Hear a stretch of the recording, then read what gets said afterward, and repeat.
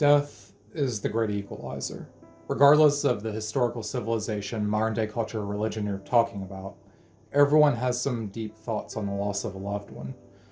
It's always been a thought in the back of my head that the loss of loved ones might actually be what initially started the concept of religion, as almost all of them have a similar theme of follow these guidelines and you will be reunited with those you've lost. I want to start off this video by saying that I'm not a therapist or a grief counselor. I'm some random guy with a YouTube channel who's happened to lose a lot of friends and family in the 37 years I've been alive. From ex-girlfriends to my grandmother, my father, my brother, childhood friend and mentor, various pets that I've cared about more than I care about most people. The list goes on and it's gotten ridiculously extensive. And while I'd be lying if I said I never got sad about any of them anymore, by and large, thinking about most of them still puts a smile on my face. Throughout this video, I'm going to be saying the word person a lot, but my worldview applies to anything I've lost which has had some significance to me. So while you're watching this, just keep in mind that while I might say person, other things such as pets are also being implied here. Now normally I like to do videos where I'm talking about something in which I can incorporate some factual tidbits of information, and I probably could here as well. But loss and how we cope with it isn't about facts.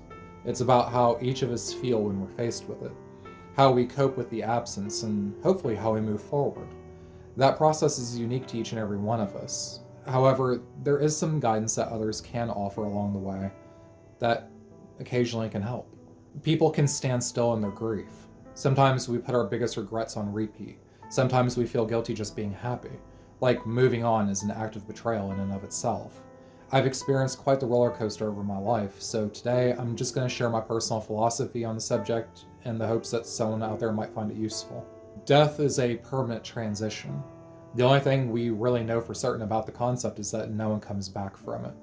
When someone is gone from this world and gone from our lives, there's a profound finality to that, which is supposed to make you sad.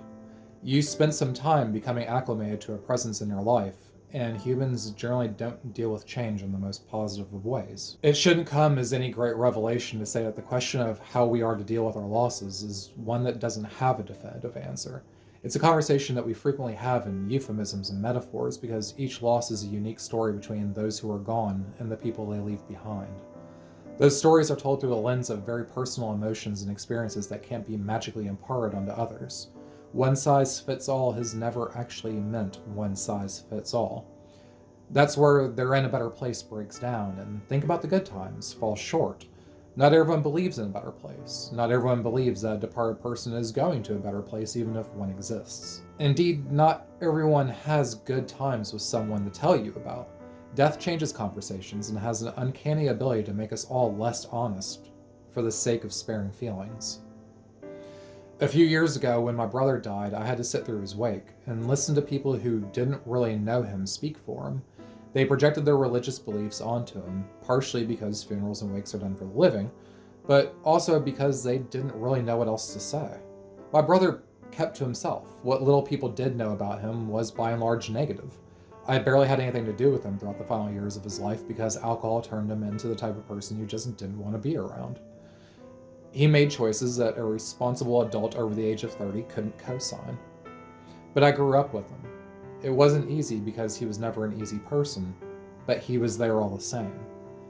There's a thought that eats at me where hindsight shows so many different points at which his story could have been different. And I know things could have been done differently on my part. And that's a fairly common line of thinking for those who've experienced loss. The most apparent thing we have left of these relationships are all retrospective. And finding mistakes is as easy as finding ways to feel guilty about missed opportunities. Life is life, though. You only get one playthrough, and everyone is only capable of doing the best they can in any given moment, within the confines of who they are and the situation they've been presented with. When you look back at a situation in which you said the wrong thing because someone made you angry or you were too busy, you're looking back at it from a completely different emotional state.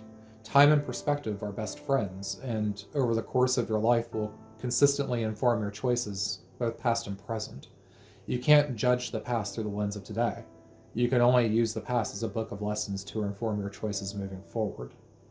It's the desire and ability to pass on what we've learned from our departed loved ones, either through stories or actions, that allows our losses and our gains to exist in the same place and time. how a positive comes from such a negative event is something which takes time and introspection. And that's how the book of a person's life doesn't merely end when they die. There's an epilogue, which is being written by those who were influenced by them. If you're watching this, you are probably an author yourself, whether you realize it or not. Time separates us all in the end, and that can be an enormously depressing thing to deal with. But there is that silver lining to it as well, that you have the ability and honor to do justice to your loved one's character. That's why facing reality is so important, so that we can ensure that we don't turn a biography into a work of fiction, so that the lessons that a person taught us, either deliberately or inadvertently, can be passed on and still have form and function, even if that person doesn't. So I hope you gained something from watching this video. If you did, please hit those magic like and subscribe buttons. Give me the encouragement I need to keep doing these videos. I try to pop out a video on a health topic or some obscure cultural issue once a week. And at some point I'm going to have to take a week off and deal with my own health issues, but in the meantime, if you have any requests for subjects you'd like me to cover or tips for coping with loss, leave them in the comments down below. Until next time.